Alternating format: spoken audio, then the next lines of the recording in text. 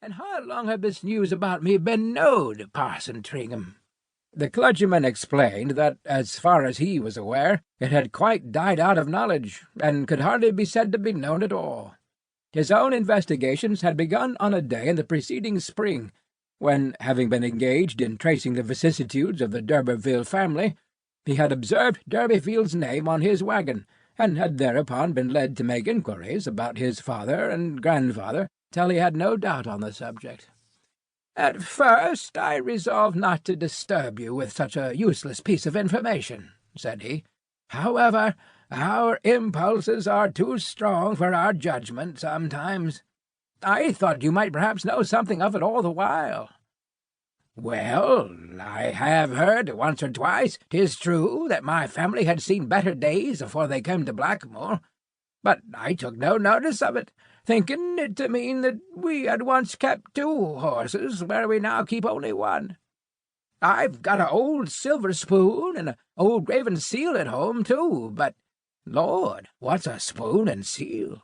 And to think that I and these noble Durbeyfields were one flesh all the time. 'Twas said that my great-grandfer had secrets and didn't care to talk of where he came from. And where do we raise our smoke now, Parson, if I may make so bold? I mean, where do we Durbeyfields live?" "You don't live anywhere. You are extinct, as a county family." "That's bad." "Yes, what the mendacious family chronicles call extinct in the male line, that is, gone down, gone under." "Then where do we lie?" "At Kingsbear sub Greenhill, rows and rows of you in your vaults, with your effigies under Purbeck marble canopies." "And where be our family mansions and estates?" "You haven't any." "Oh, no lands neither?" "None, though you once had 'em in abundance, as I said, for your family consisted of numerous branches. In this county there was a seat of yours at Kingsbear, and another at Sherton, and another at Millpond, and another at Lulstead, and another at Wellbridge. And shall we ever come into our own again?" "Ah, well, that I can't tell." "And what had I better do about it, sir?" asked Durbeyfield after a pause. "Oh, nothing, except chasten yourself with the thought of how are the mighty fallen. It is a fact of some interest to the local historian and genealogist, nothing more. There are several families among the cottagers of this county of almost equal lustre. Good night. But you'll turn back and have a quart of beer with me on the strength of it, Parson Tringham. There's a very pretty brew in tap at the Pure Drop, though, to be sure, not so good as at Rolliver's."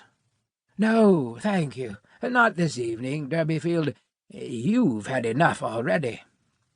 Concluding thus, the parson rode on his way, with doubts as to his discretion in retailing this curious bit of lore. When he was gone, Durbeyfield walked a few steps in a profound reverie, and then sat down upon the grassy bank by the roadside, depositing his basket before him. In a few minutes a youth appeared in the distance, walking in the same direction as that which had been pursued by Durbeyfield. The latter, on seeing him, held up his hand, and the lad quickened his pace and came near. "Boy, take up that basket. I want ye to go on an errand for me." The lath-like stripling frowned. "Who be you, then, John Durbeyfield, to order me about and call me boy? You know my name as well as I know yours." "Do you? Do you? That's the secret. Now, obey my orders, and take the message I'm going to charge ye with. Well, Fred, I don't mind telling you that the secret is that I'm one of a noble race. It has been just found out by me this present afternoon, p.m." And as he made the announcement, Durbeyfield, declining from his sitting position, luxuriously stretched himself out upon the bank among the daisies. The lad stood before Durbeyfield and contemplated his length from crown to toe. "Sir John Durbeyfield, that's who I am," continued the prostrate man.